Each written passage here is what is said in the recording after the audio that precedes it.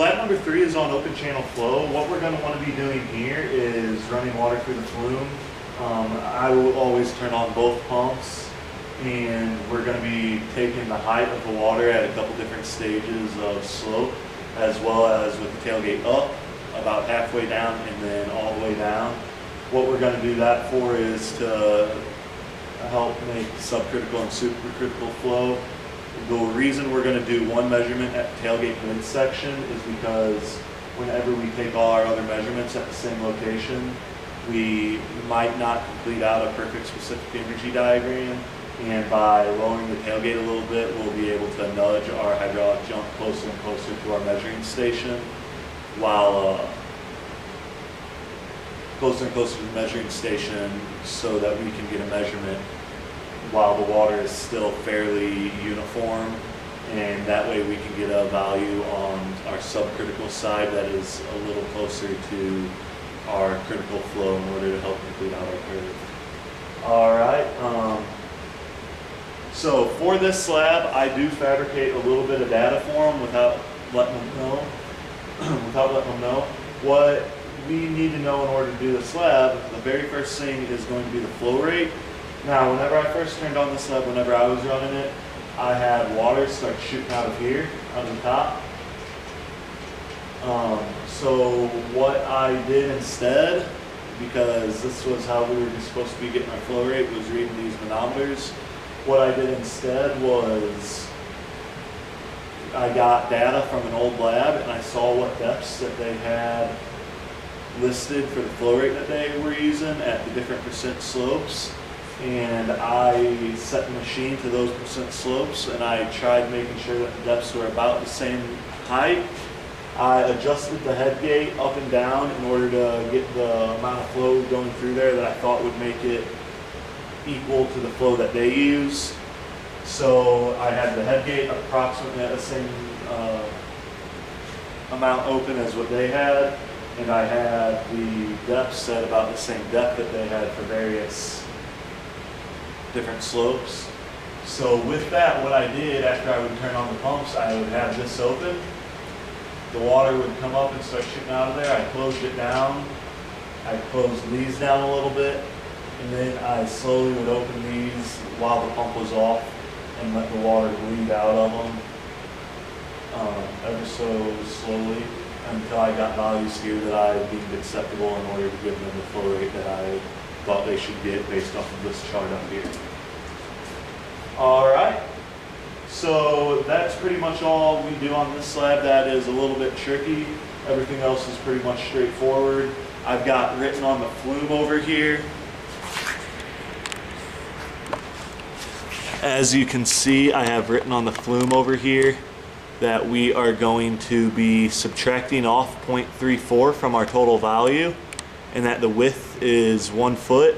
The reason we're subtracting 0.34 off of our value is because whenever we put that, whenever we were to measure the depth with the tip of that on the bottom of the channel, we would be getting a value of 0.34. Now, the last thing that I probably need to point out is how to read this. It's very similar to how we were reading the scale for the lab number 2. The only difference is there's also a diagram on the slab showing you how you would want to read this scale. The only differences are this one only has one adjustment. It is in feet rather than millimeters, and we will be able to go out to 3 decimal places. Other than that, it's all pretty much the same. It is much easier to read, in my opinion, than the one from lab 2. Now, as you can see here, let me get a different number for a better example.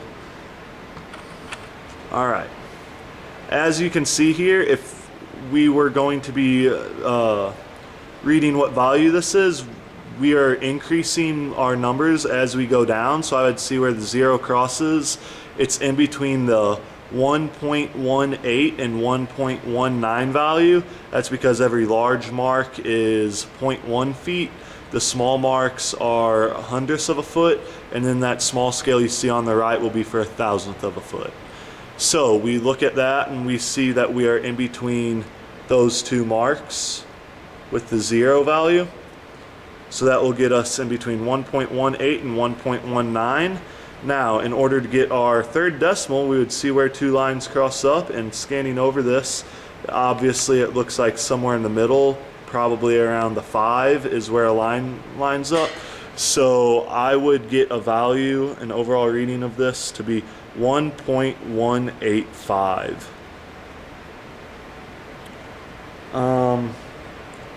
That about covers it. Now, some of the things that I would talk about while running this slab, everybody has heard of the hydraulic jump whenever they're in class, but most of the time people have not started their homework for this yet. It kind of coincides with the time that homework's due. So I have them draw on the flume what the specific energy diagram is supposed to look like. A lot of times people will be drawing pump characteristic curves or something like that because they're not that familiar with specific energy diagram yet. The other thing I'll have them do is we'll sit here and we'll talk about where we've seen hydraulic jumps in nature and things like that, where they might have seen them just in their everyday world. That about covers it for one more thing. All we have to do in order to change, let's zoom in over here on the control panel. All we have to do in order to change the slope, we are going to loosen this up. And we're going to put it on the percent slope that we want to be going to. So I shifted it up 1 to 1%. I tightened it down. And now there is a bubble level up on top here. Hopefully it's just off the screen. There's a bubble level that you can see. And what you're going to want to do is, right below is how you're going to be adjusting the slope.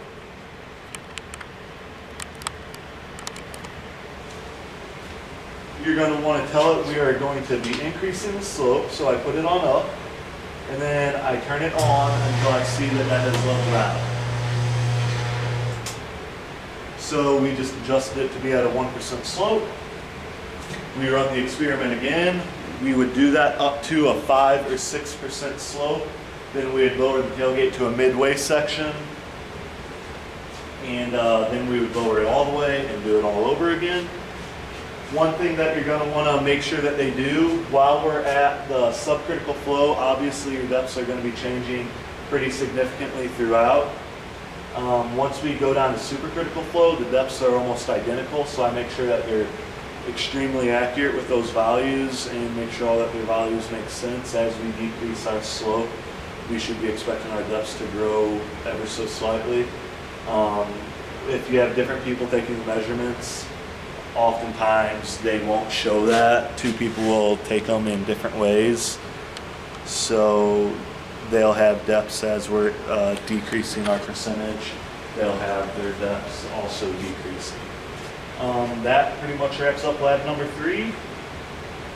Feel free to email me or call me if you have any questions.